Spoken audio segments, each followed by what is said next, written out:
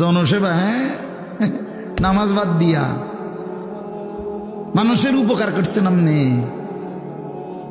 বন্ধুদের আবদার রক্ষা করছেন, মাথার গাম ফালাইয়া পায়ে ফালাইয়া জিফুত মানুষ করছেন। কিতা জিফুত মানুষ করছেন? খাটে না বানাইছেন? হ্যাঁ, খাটে না বানাইছেন, জিফুত মানুষ করছেন। কই সোফা না বানাইছেন, বিল্ডিং এ না কাম করছেন, ভিতরে বাথরুমে না লাগাইছেন, টাইলসে না লাগাইছেন, জিফুত মানুষ করছেন। কই? হ্যাঁ, জি তো পর্দা করে না, ছেলে তো নামাজ পড়ে না, মেয়ে তো নামাজ পড়ে না, স্ত্রী তো পর্দা করে না, ঘরে তো রঙিন টেলিভিশনে নর্তকী নাচে, ছেলে মেয়ে সবার হাতে একটা একটা বড় মোবাইল, রাতের 3টা পর্যন্ত উলঙ্গ ছবি দেখে। এরানি মানুষ হয়েছে? কথা বলেন না কেন? কারে মানুষ করছেন আপনি? আপনি খাটে না বানাইছেন? হাবড়া কয় সংসার করছে, কয় জিফুত মানুষ করছে। কই জিফুত মানুষ করছেন? কই জিফুত মানুষ করছেন? কোথায়? খাট পালং আর সোফা এদেরকে নিয়ে কয় জিফুত। তো কুল হাল নুনাব্বিউকুম বিল আখসারিনা আমালা الذين ضل سعيهم في الحياة الدنيا وهم يحسبون أنهم يحسنون صنعا। আল্লাহ বলে, নবী, যে সমস্ত মানুষের সারা জিন্দেগীর আমলগুলো বরবাদ, আমি কি তা আপনাকে বলবো?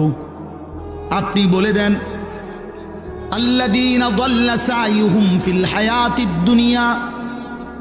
আল্লাহ বলে, যারা তাদের দুনিয়ার জিন্দেগিটা আমি আল্লাহ থেকে পথভ্রষ্ট হয়ে মেহনত করলো, আল্লাহকে বাদ দিয়ে কিসের নামাজ, কিসের হালাল, কিসের হারাম, জায়েজ কি, বৈধ কি, করণীয় কি, কিচ্ছু বাদ দাও, আল্লাহর হুকুম, রসুলের হুকুম, কোরআনের হুকুম, তো বেটা ওই সমস্ত মোল্লা মুন্সির কথা বাদ দাও, সব বাদ দিয়ে যে দুনিয়ার জীবনটা দিবা নিশি যে মেহনত করছে, সাই করছে, কষ্ট করছে, মেহনত করছে, আল্লাহ তাআলা বলেন সে তো মনে মনে ভাবছে আমি অনেক ভালো কাজ করেছি। আল্লাহ তাআলা বলেন সে খাসারা, খাসারা, খাসারা, loss, loss, loss, everything loss. আসলে সে আকসারিনা আমালা, আসলে সে তার সমস্ত মেহনত বরবাদ করছে। কি করেছে বাপ? বলেন না কেন? ছেলের আফসুস করতে হবে, বাবারা আপনারাও আফসুস করতে হবে, আমিও আফসুস করতে হবে।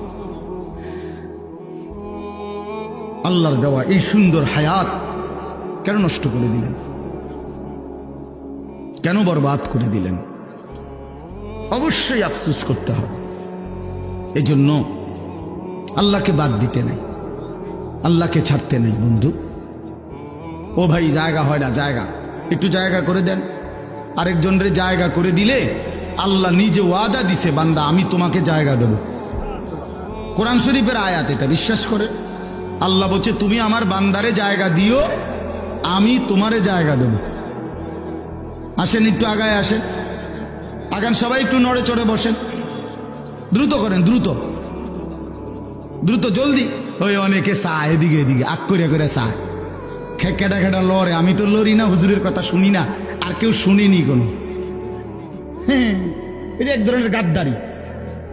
হ্যাঁ হ্যাঁ, কিছু মানুষ আছে মানে তেড়া মানুষ, আমি লড়তাম না, আমাদের মতো এত কত বালা হুজুর দেখছি, মিয়া লড়ছি না। আরো কত মোটা তাজা হুজুর দেখছি, আপনি দেড়বিরিয়া বেড়া আইসেন, আমরা লড়াই দেবেন। আশ্চর্য, আমি অনেক সময় এটা দেখি, অনেকের এই বদভ্যাস। একটু আগাইতে বললে হে এদিক এদিক চায়, মানে হে জাগাত আমি লড়তাম না চাই, আর কোনো বেকুবে লড়েনি। কোনো সময় এটা করবেন না, আপনি নড়বেন, আপনারে বলছে, ঠিক কিনা বলেন না কেন? আপনি আরেকজনেরটা চাইবেন কেন? আল্লাহ নিজে বলছে তো, বিশ্বাস করে, ফাফসাহু ইয়াফসাহিল্লাহু লাক। আরে বান্দা, তুমি আমার বান্দার জন্য জায়গা ছেড়ে দাও, আমি আল্লাহ তোমার জন্য জায়গা দিয়ে দেব। আপনি দিবেন 1 বিঘত, আল্লাহ দিবেন 10 দুনিয়া বরাবর জান্নাত। এটা অনেক বড় নেক আমল, নেক আমল। অন্যের জন্য সম্পদ ছেড়ে দাও, এ দুনিয়াবি ক্ষেত্রেও। আত্মীয় স্বজন, চাচা, মামা, ফুফা, চাচতো ভাই, আপন ভাই, ভাতিজা, আহারে আল্লাহ, 1 বিঘত জায়গা ছেড়ে দিলে বেচারা রাস্তাটা হয়ে যায়। এই শুধু এই সুপারি গাছটা কাইটটা দিলে, নারকেল গাছটা কাইটটা দিলে আপন ভাতিজা তার বাড়িটার মধ্যে ঢুকতে পারে না, দিত না। এমন ডাকাত 90 বছর বুড়া বাঁকা হইয়া গেছে, কিন্তু এই ডাকাইতে এই জায়গাটা ছাড়তো না, দিতাম না, কইছি দিতাম না, দিতাম না। হ্যাঁ না, কবরও তো নিত না, হে তো জানেই কবরে নিবে না, না এটা দিতাম না, কইছি দিতাম না, দিতেন না, দিতাম না, কইছি দিতাম না। পুতেরে বলে যায় মরার সময়, আব্বা আমার বাপের ওসিয়ত মনে রাখিস, এই মামলা চালাইয়া রাখবি, সাবধান, যদি তুই ছাড়িয়ে দেস আমার কবর ফাইটটা দুঃখ বাইরিব ভূত, সাবধান। দরকার হলে বাদ 2 বেলা কম খাইস, কিন্তু মামলা চালাইয়া যাবি, তোর সাসারে দেখাই দিবি জীবনে কি আছে। হায় হায় হায়, আস্তাগফিরুল্লাহ, আস্তাগফিরুল্লাহ। রাসূলুল্লাহ সাল্লাল্লাহু আলাইহি সাল্লামের কাছে একবার এক সাহাবী নবীজিকে এসে জিজ্ঞেস করছে, ইয়া রাসূলুল্লাহ, আমি 4টা দিরহাম, 4টা টাকা মানে 4টা রৌপ্য মুদ্রা আল্লাহর রাস্তায় দান করছি।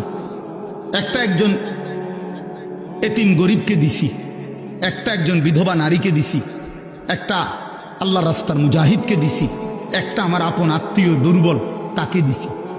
এই 4টি দিরহামের মধ্যে নবী আমি জানতে চাই, এই 4 টাকার মধ্যে সর্বোচ্চ উত্তম বেশি সওয়াবওয়ালা কোনটা?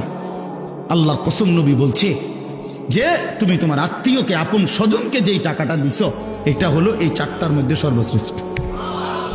আপন জনকে দিতে দিছ। হযরত তালহা রাদিয়াল্লাহু তাআলা আনহু ওনার সবচেয়ে প্রিয় বাগানটা আল্লাহর রাস্তায় দান করে দিছিলেন নবীজির জামানায়। সাহাবী, নবীজি দান করে দেওয়ার পর নবীজি বলছে, শোনো, এটা তুমি তোমার আপন আত্মীয় স্বজনের মধ্যে বন্টন করে দাও। না, হেতেরে দিত না, স্বাস্থ্য ভাই যে বাইফুদ যে দিত না, তারে দিত না। ওই গিয়া আমনের এন থেকে গিয়া দাউদকান্দি গিয়া 30,000 টাকা দিয়া স্লোগান নিয়ে আয় ফেলবে। ও হেনে গিয়া দিছে 50,000 টাকা, জনাব অমুক 50,000 মার হাবা, হাবারে মার। হ্যাঁ হ্যাঁ, ওইখান থেকে স্লোগান নিয়ে আসছে, কিন্তু এই আপন জনকে 500টা টাকা দিবেন। এই অনেক মানুষের এই বদ অভ্যাস আছে। হ্যাঁ, এটা জরুরি মিয়া, আত্মীয়ের হক আদায় করা। ওই যে মৌলানা এখন বললেন, রিজিকের বৃদ্ধির জন্য এটা একটা আমল গুরুত্বপূর্ণ, হায়াতের বৃদ্ধির জন্য, জীবন সুন্দর হওয়া, জীবন হায়াত দীর্ঘ মেয়াদি হওয়া, দীর্ঘ হায়াত পাওয়ার জন্য একটা আমল। রিজিক প্রশস্ত, আইয়াবসুতা ফি রিজকিহি মান আহাব্বা। নবীজি বলছে, যে চায় তার রিজিক প্রশস্ত হোক এবং তার হায়াত বেড়ে যাক, ফালিয়াসিল রাহিমাহু, সে যেন তার আপন আত্মীয়ের সাথে উত্তম ব্যবহার করে, এটা তার রিজিক বাড়াবে। যাই হোক, কথার প্রসঙ্গে বল, কারো বাপ, আমার অনুরোধ, কারো 1 বিঘত সম্পত্তি, আল্লাহর কসম, আল্লাহর দোহাই, অন্যায় ভাবে রাইখেন না নিজের ছেলে মেয়ের জন্য। ওরা পারবে, এই 1 শতক জমি ছাড়াও আপনার জিফুত চলতে পারবে। এই 1 শতক জমি মিথ্যা করে নিয়া নিজের আখেরাত বরবাদ করলেন, ওদেরকেও বরবাদ করে দিলেন। একেবারে বুখারীর হাদিস, নবী সাল্লাল্লাহু আলাইহি সাল্লাম বলছেন, মান আখাযা শিবরাম মিনাল আরদ, যে জুলমান, যে অন্যায় ভাবে কারো 1 বিঘত, শিবরান মানে 1 বিঘত, এই যে 1 বিঘত বুঝেন না, 1 বিঘত সম্পত্তি যে কারো অন্যায় ভাবে জুলুম করে নিয়ে নেয়, রাসূলুল্লাহ সাল্লাল্লাহু আলাইহি সাল্লাম বলেন, আল্লাহ তাআলা কিয়ামতের দিন ওই নাফরমান ব্যক্তির কাঁধে হাসরের মাঠে 7 তবক জমিনের মাটি তার কাঁধে তুলে দিবে। তাওয়াকাহুল্লাহু 7 আরদিন, কিয়ামতের দিন 7 তবক জমিনের মাটি তার কাঁধে উঠবে। এবার এই ভারে সে দাঁড়াবে কেমনে? কথা বলেন না।